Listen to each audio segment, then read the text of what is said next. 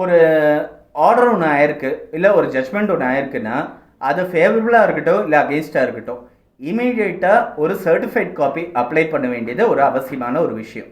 For example, ஒரு case ஒன்று இன்றைக்கி தீர்ப்பாக இருக்குன்னா இமீடியட்டாக கூடவே போய் ஒரு சர்டிஃபைட் காப்பி அப்ளை பண்ணணும். அப்படி அப்ளை பண்ணுறதுனால என்ன பெனிஃபிட்டுன்றது நம்ம பார்த்தோன்னா, சர்டிஃபைட் காப்பி பின்னாடி 3 டேட்ஸ் இருக்கும். காப்பீஸ் அப்ளைட் ஃபார் ஆன், என்னைக்கு அப்ளை பண்ணியிருக்காங்கன்ற ஒரு டேட்டு, என்னைக்கு காப்பீஸ் ரெடி ஆயிருக்குன்றத ஒரு டேட்டு, என்னைக்கு காப்பீஸ் ரிசீவ் ஆகப்பட்டது அப்படின்றது 3 டேட்ஸ் இருக்கும். ஒரு காப்பி அப்ளிகேஷன் பின்னாடி, ஒரு சர்டிஃபைட் காப்பி பின்னாடி சீல் அடித்ததில் இந்த 3 டேட்டும் இருக்கும். 3 டேட்டும் ரொம்ப முக்கியம் லிமிட்டேஷனுக்கு. அதாவது ஒரு காப்பீஸ், ஒரு ஜட்ஜ்மெண்ட் வந்து ஜனவரி 1 டெலிவரி ஆகுதுன்னு வச்சுக்கோங்க. ஜனவரி 5 ஆர்டர் காப்பிக்கு அப்ளை பண்ணுறாங்க.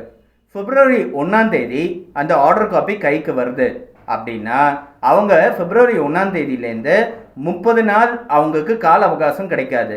அன்னிலேருந்து 25 நாள் தான் அவங்களுக்கு கால அவகாசம் கிடைக்கும். ஏன்னா அவர் ஜனவரி 1 அப்ளை பண்ணல. ஜனவரி 1 ஜனவரி 5 அன்னைக்கு தான் அவங்க ஆர்டர் காப்பிக்கு அப்ளை பண்ணியிருக்காங்கன்றதுனால ஆர்டர் காப்பி அவங்க பிப்ரவரி 1 கிடச்சிருந்தாலும் இவங்க அப்ளை பண்ண தாமதத்தை அவங்க லிமிடேஷன் பீரியட்லேருந்து மைனஸ் பண்ண வேண்டியதாக இருக்கும்.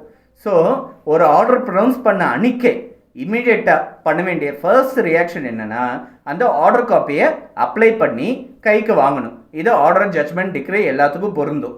இது வந்து ஒரு முக்கியமான ஒரு ப்ராக்டிஸ். லிட்டிகேஷனில் நிறைய பேர் ப்ராக்டிஸ் பண்ணுற ஒரு முக்கியமான ஒரு விஷயத்தை தெரிஞ்சுக்க வேண்டியது.